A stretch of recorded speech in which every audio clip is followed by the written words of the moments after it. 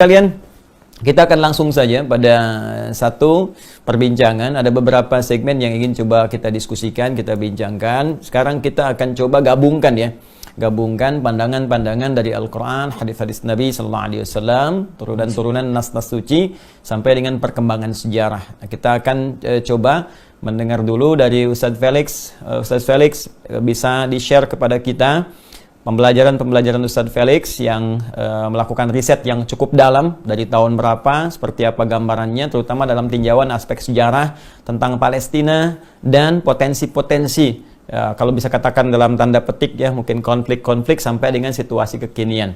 Baik, saya berikan dulu waktu dan ruangnya kepada Ustadz Felix. Dipersilahkan Ustadz. Ya. Baik, terima kasih Ustadz. Bismillahirrahmanirrahim. Assalamualaikum warahmatullahi wabarakatuh.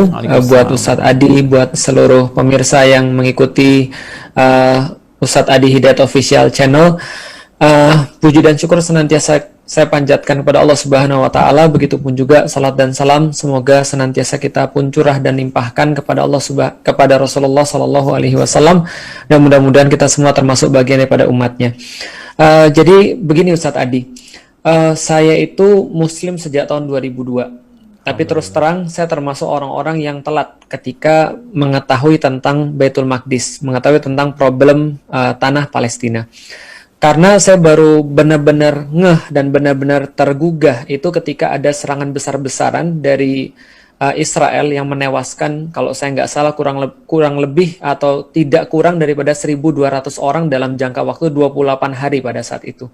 Saat itu hati saya benar-benar terkoyak melihat orang-orang Muslim bergelimpangan dengan jasad yang tidak utuh, karena mereka menggunakan waktu itu bom fosfor, dan waktu itu Israel juga menggunakan senjata kimia yang mengakibatkan orang itu benar-benar kesakitan, dan mereka memohon mati pun mereka tidak bisa.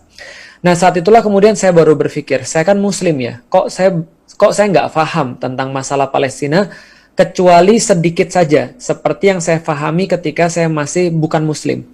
Jadi ketika saya masih bukan Muslim, Ustadz, saya tuh kayak menganggap ya memang ada problem di situ. Walaupun saya karena bukan Muslim, saya nggak pro dong ke orang-orang Muslim. Saya pronya ya ke Israel karena saya bukan orang Muslim pada saat itu. Tapi walaupun saya pro ke Israel, tapi saya tetap nggak bisa terima ketika ada anak-anak yang mereka terlantar, anak-anak yang menjadi korban, ataupun anak-anak itu yang harusnya mereka pergi ke sekolah, mereka harusnya bermain, tapi mereka justru dihadapkan pada kondisi perang yang sangat tidak menguntungkan bagi mereka. Nah, kondisinya ketika saya menjadi seorang muslimun, saya merasa kok sama ya, saya tidak memiliki apapun kecuali simpatinya sekarang saya berubah. Simpati saya sekarang bukan ke Israel, tapi simpati saya kepada orang-orang muslim tentunya. Tapi saya nggak ngerti apa sih problem mereka sebenarnya. Dan terlalu banyak pertanyaan-pertanyaan yang muncul bagi diri saya. Kenapa sih orang-orang Arab yang di sekitarnya diam? Kenapa sih PBB diam? Kenapa sih Indonesia sendiri tidak bisa untuk memberikan satu solusi yang benar-benar mereka bisa rasakan secara langsung, kecuali misalnya lewat beberapa donasi? Kenapa, akhirnya saya mulai mempelajari. Nah, ketika saya mulai mempelajari itu, Ustadz, yang saya dapatkan adalah, Masya Allah, pertama, memang tanah ini menjadi sebuah barometer daripada dunia itu sendiri. Maka ketika kita meyakini Allah Subhanahu wa Ta'ala menyampaikan di dalam Al-Quran bahwasanya Baitul Maqdis atau Masjidil Aqsa itu adalah tempat yang diberkahi sekelilingnya, berarti kita meyakini kalau sekelilingnya saja diberkahi, apalagi di tengahnya.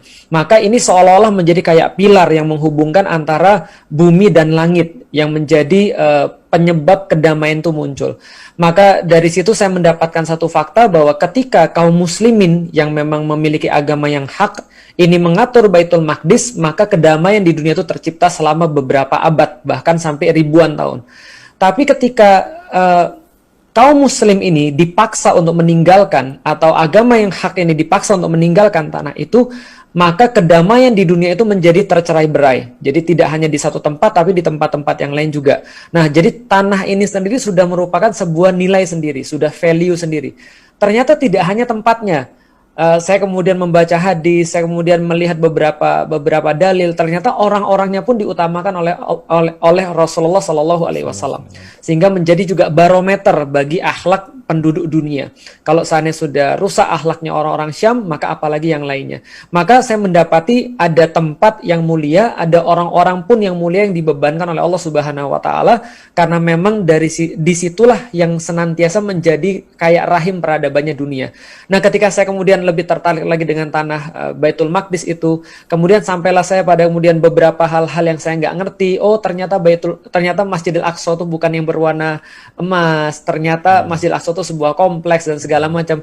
Sampai pada satu titik Ustadz Adi cuma fast forward aja, saya mendapati bahwa oh, ternyata problemnya lebih daripada yang saya duga. Ternyata ini bukan hanya problem kemanusiaan belaka, tapi problemnya lebih dalam daripada problem kemanusiaan. Tapi dia masuk dalam problem keyakinan, problem akidah, problem agama. Ustaz Felix, sebelum sampai ke uraian di problem itu, tentu kita ingin menjadikan argumentasi bincangan kita menjadi ilmiah, sehingga nanti argumentasi ini jadi referensi. Tuh teman-teman bisa baca juga gitu kan, jalurnya kemana, nih dari mana. Selain tadi Ustadz Felix juga mengutip makna dari Quran surah 17 Al-Isra di ayat yang pertama. Ya subhanalladzi asra bi 'abdihi lailan minal masjidil haram ilal masjidil aqsa alladzi barakna haulah. Kan? Kalimat barakna haulah yang diberkahi oleh Allah Subhanahu wa taala, wilayah Aqsa dan sekitarannya, dan ujungnya linuriyahu ya min ayatina innahu was-sami'ul basir, untuk menunjukkan kepada Nabi Muhammad SAW dan kita semua. Karena ini hukum di kaidah ulumul Quran di asbabun nuzul mengatakan al-ibratu bi 'umumil lafzi la bi khususis sababi. Jadi ibrah, pesan, hikmah, pelajaran tidak terfokus kepada sebab ayat itu turun sepanjang katanya bermakna umum.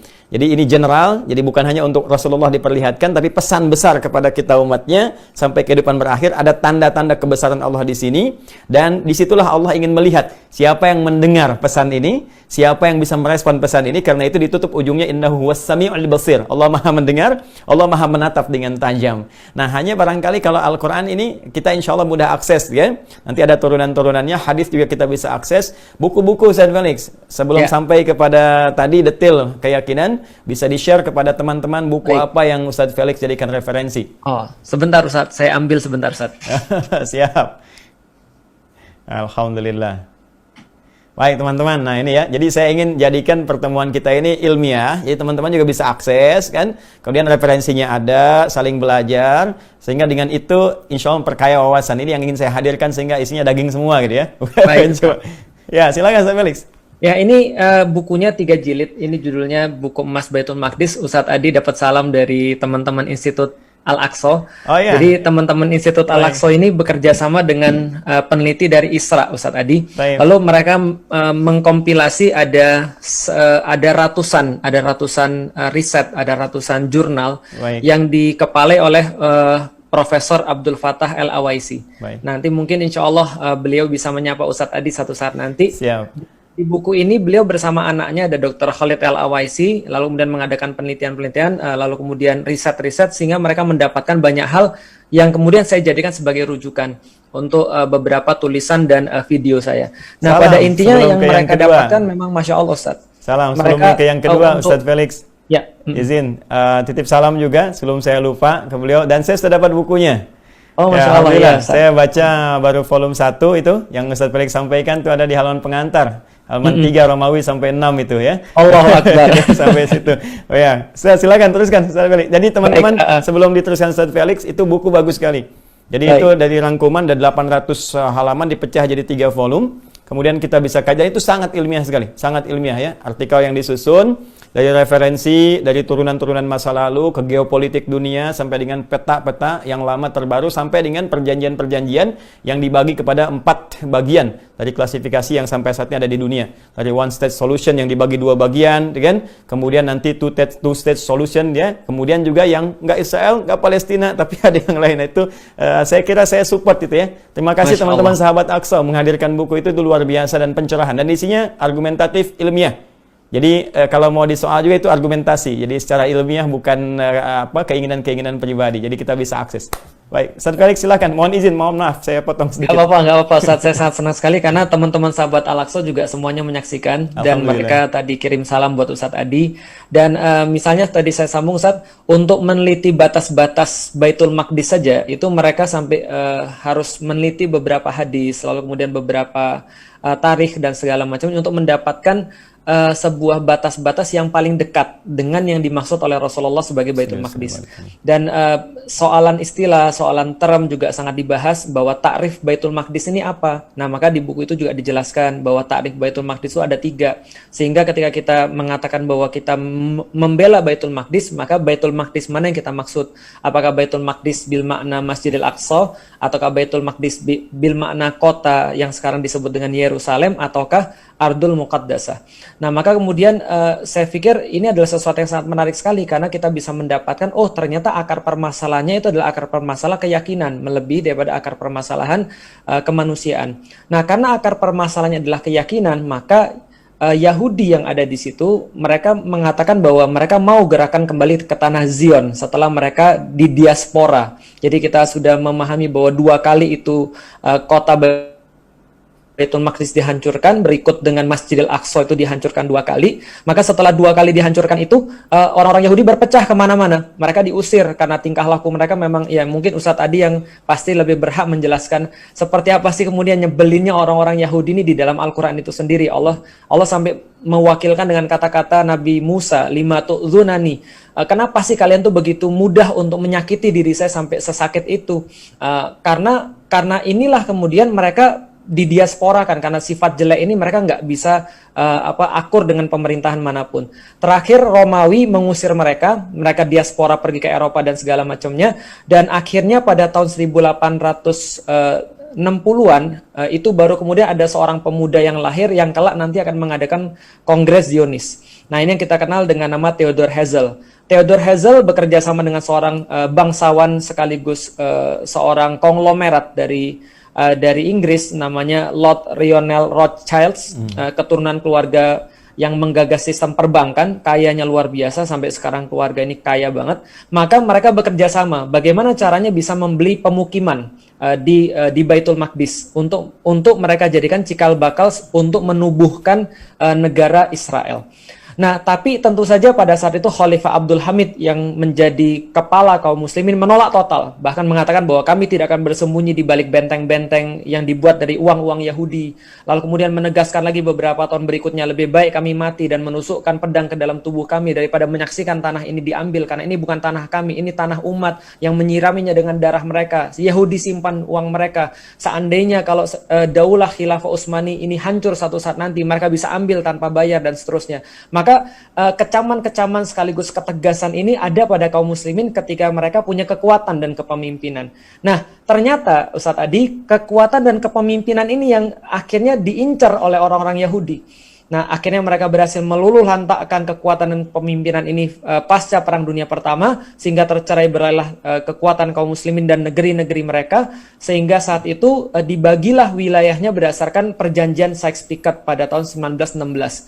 Setelah dibagi itulah, maka Inggris memberikan wilayah itu pada Yahudi, yang akhirnya pada tahun 1948 itu didirikan negara Israel oleh PBB. Oleh PBB yang diamini oleh Amerika sebagai pemenang Perang Dunia Kedua. 14 Mei ya? Dari situlah kemudian kekacauan dimulai, Ustaz. Jadi ini, saya pikir ini akar masalah yang harus diketahui oleh orang-orang sebelum mereka membela dan mencoba berbuat sesuatu untuk Palestina. Itu 14 Mei 1948 kan?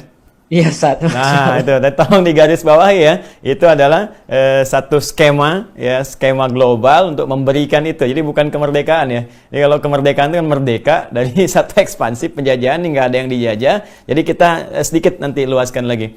Betul. Baik, Ustadz Felix, dari bacaan Ustadz Felix, gimana kita bisa bedakan dengan teman-teman antara pengertian Yahudi, Israel, kan? Kemudian juga ada Ibrani. Seperti apa kita bisa share ke teman-teman dari bacaan-bacaan yang bisa kita kaji?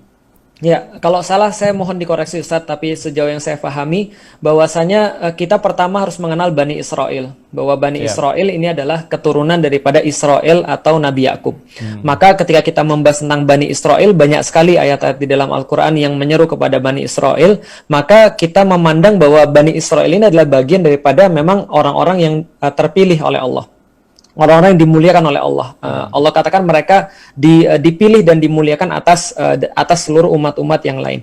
Nah, tapi di antara mereka ini nanti akan berpecah belah setelah Yusha bin Nun itu menuntun mereka masuk ke dalam tanah terjanji yang pada awalnya mereka tolak sendiri itu, maka mereka dibagi menjadi 12 wilayah yang ya namanya Yahudi Ustaz, mereka ribut terus, akhirnya terbagi menjadi dua. Nah, dua wilayah inilah yang menyebabkan ada term yang baru. Term yang pertama adalah kerajaan Israel yang ada di utara, yang beribu kota di Samaria.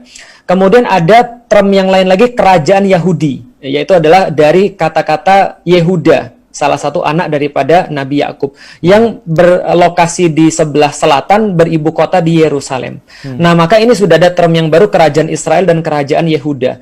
Dua-dua kerajaan ini akhirnya ditaklukkan oleh Assyria dan Babilonia, lalu kemudian ditaklukkan lagi oleh Romawi, dan akhirnya muncullah gerakan Zion atau Zionis. Nah, bagi saya Yahudi ini diperintahkan di dalam Al-Quran tidak untuk dibenci, Ustaz.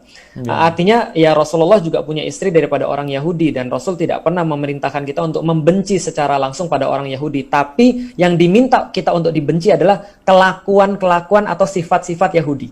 Seperti misalnya serakah, pengecut, lalu pembohong, tidak bisa dipercaya, selalu mengambil keuntungan, tidak taat, membunuhi nabi-nabi mereka sendiri, dan seterusnya. Nah, maka ini term sifat Yahudi, bukan orang Yahudi. Adapun Ibrani, ini adalah sebuah bahasa yang mereka gunakan, atau bisa juga digunakan untuk orang-orang yang ada, orang Ibrani atau bahasa Ibrani, yang memang membedakan antara orang Arab dengan mereka, walaupun masih satu rumpun. Jadi kalau misalnya lebih praktisnya lagi, kalau kita sebut Israel yang sekarang, berarti ini reverse-nya kepada negara penjajah tadi, bukan kepada Bani Israel. Tapi kalau kita sebut Yahudi, nah kita juga reverse-nya pada sifat-sifat orang-orang ini, tapi kita tidak membenci Yahudinya itu sendiri. Baik, baik. Boleh kita